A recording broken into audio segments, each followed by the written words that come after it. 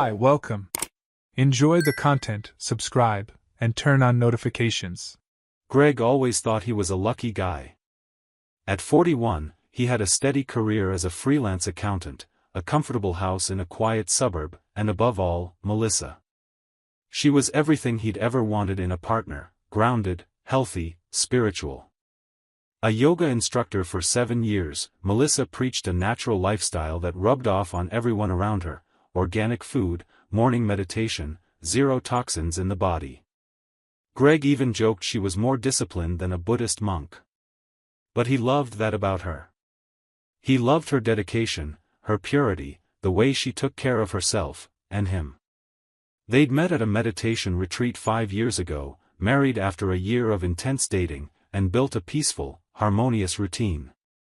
Melissa taught classes at the studio in the mornings, saw a few private students in the afternoons, and Greg worked from home, managing finances for local small businesses. At night, they dined together, talked about their days, planned future trips. It was simple.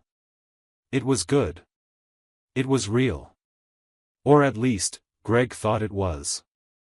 It all started to fall apart on an ordinary Tuesday in March. The day was sunny, one of those days when spring finally began to show its colors. Greg was in his home office, reviewing a client's spreadsheets, when his phone buzzed. It was an audio message from Melissa. He smiled before even pressing play. She had this habit of sending sweet little messages during the day, tiny reminders that she was thinking of him. Greg tapped the audio and heard her soft voice: "Hey love, I love you, come home soon, okay?" The message was short, rushed, but it had that warm tone that always made his chest feel full. Greg was about to reply when something made him pause. There was a sound in the background. Something that didn't belong.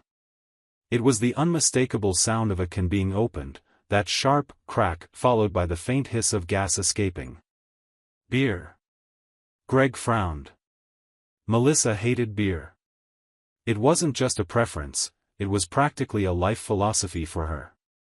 Beer's full of gluten, toxins, industrial yeast, she'd say every time someone offered her one. She'd drink organic red wine occasionally, or a gin and tonic with natural botanicals, but beer? Never. Not at parties, not at barbecues, not even when everyone else was drinking. Greg played the audio again, turning up the volume. Yes, it was definitely a can being opened. Maybe it was from the TV, he thought, trying to rationalize it. Or someone nearby. But then he remembered, Melissa said she was visiting her sick mother.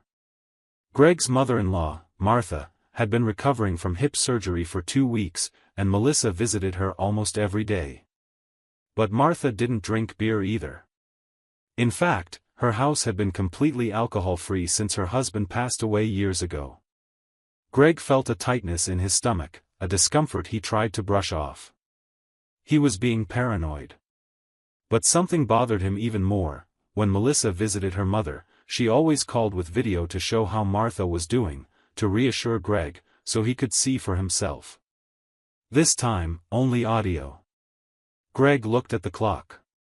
It was 2:30 p.m.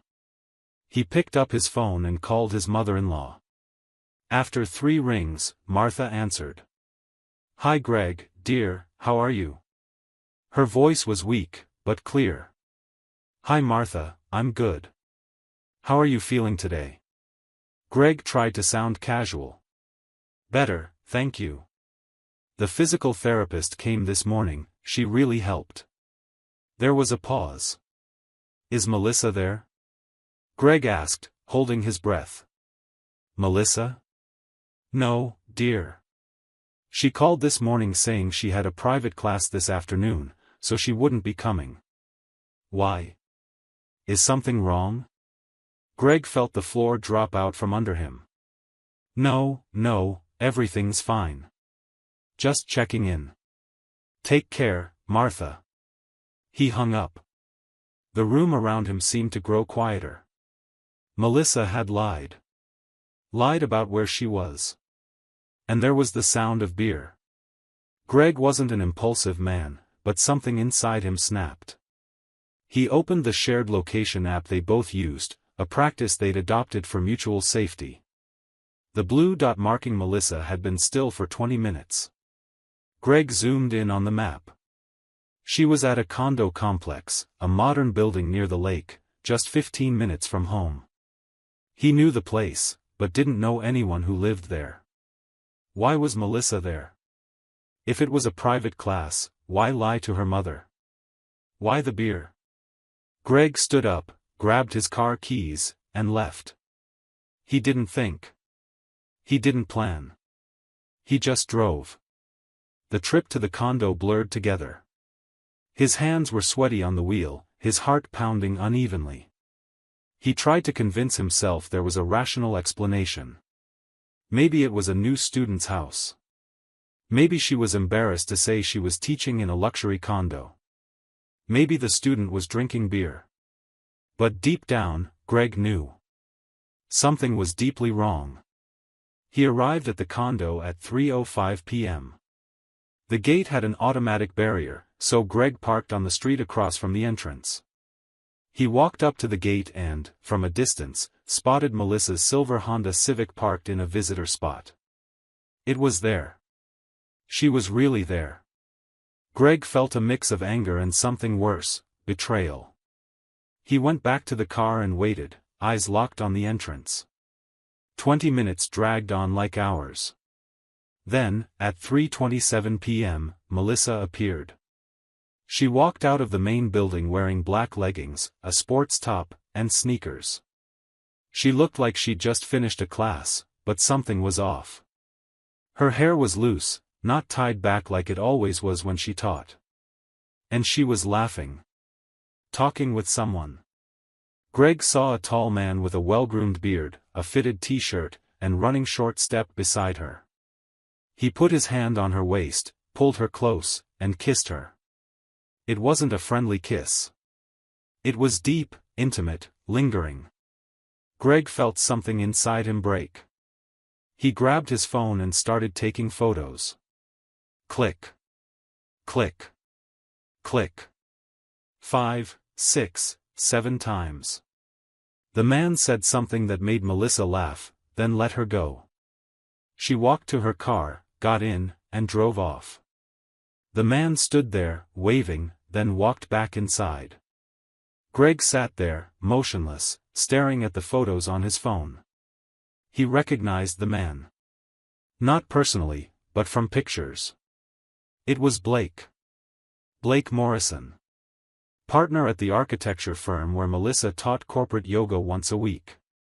She'd mentioned him a few times. Blake is such a good guy, always comes to class, takes yoga seriously. Greg never suspected. Why would he?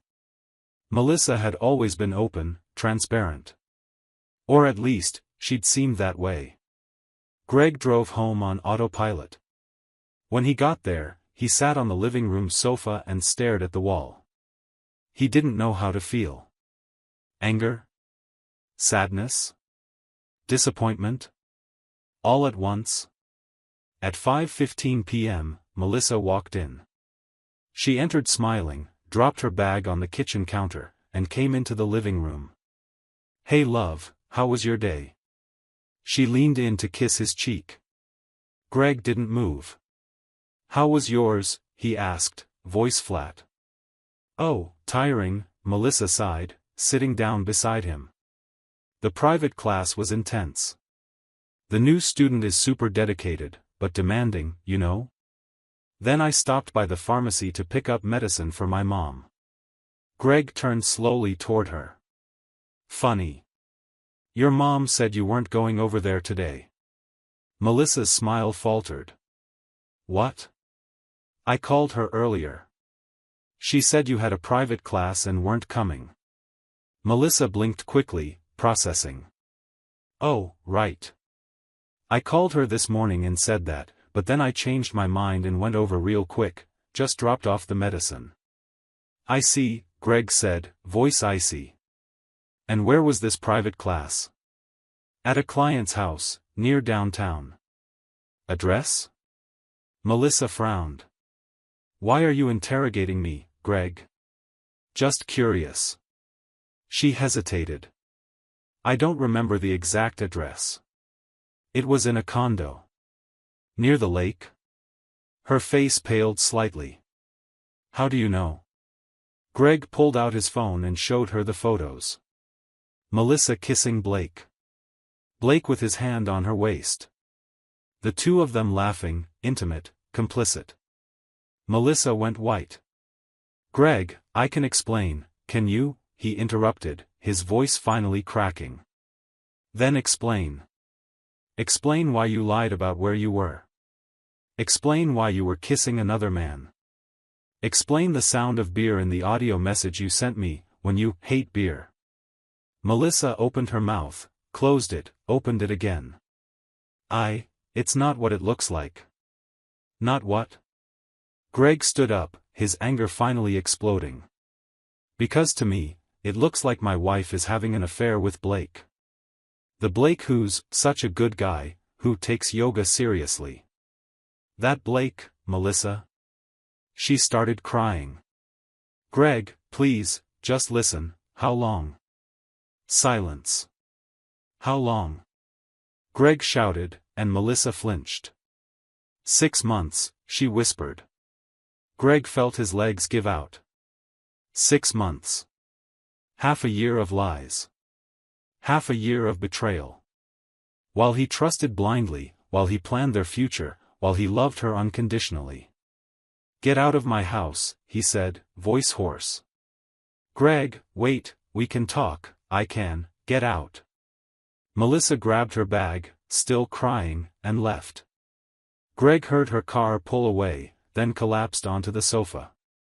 But the pain quickly gave way to something colder, determination. If Melissa thought this was going to end like this, she was wrong. Greg wasn't a man of revenge, but he was a man of justice. And justice would be served. The next morning, Greg hired a private investigator. He wanted everything: dates, locations, conversations, undeniable proof. The investigator, a serious man named Frank, promised quick results. Cases like this are more common than you think, Frank said. And usually, when someone's comfortable cheating, they get sloppy. I'll find what you need. 48 hours later, Frank handed him a complete dossier. Photos of Melissa entering Blake's apartment at least 8 separate times over the past 3 weeks. Messages recovered from a cloud backup Greg didn't even know existed, explicit conversations between Melissa and Blake talking about their meetings, about how Greg was way too boring, about how Blake made her feel alive again. There were even messages where she complained that Greg only thought about work and that sex was mechanical. Greg read it all, each word a knife. But what shocked him most was the final revelation in the dossier: Blake was married. Married for 12 years. Had a wife, Lauren, and 3 young children. Melissa knew. In the messages, she mentioned being careful so Lauren wouldn't find out and making the most of it while the kids are at school. Greg felt sick. This wasn't just betrayal. It was the destruction of 2 families. Greg spent the rest of the week compiling everything. He organized the photos, messages, and investigators' reports into one complete digital folder. On the following Monday, he acted.